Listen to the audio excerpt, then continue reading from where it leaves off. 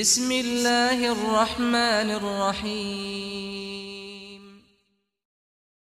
عن أبي ذر الغفاري رضي الله عنه عن النبي صلى الله عليه وسلم فيما يرويه عن ربه عز وجل أنه قال: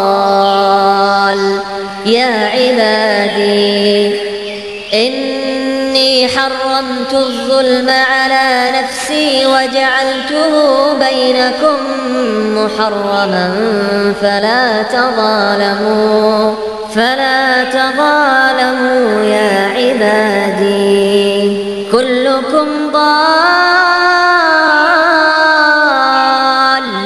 إلا من هديته فاستهدوني أهدكم. يا عبادي كلكم جائع إلا من أطعمته فاستطعموني أطعمكم.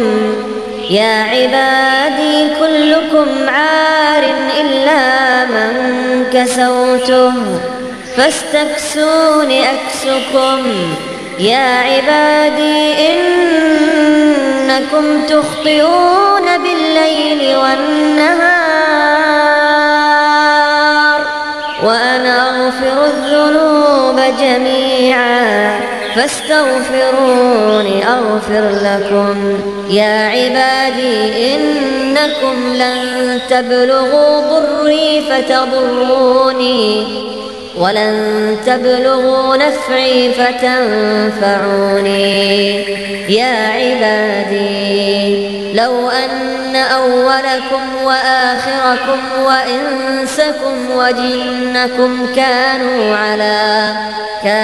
على أتقى قلب رجل واحد منكم ما زاد ذلك في ملكي شيئا.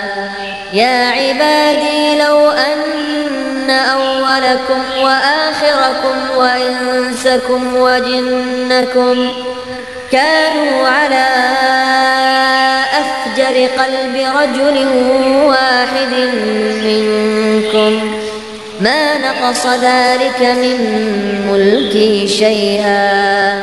يا عبادي لو أن أولكم وآخركم وإنسكم وجنكم قاموا في صعيد واحد فسألوني فأعطيت كل واحد مسألته ما نقص ذلك مما عندي إلا كما ينقص المخيط إذا أدخل البحر.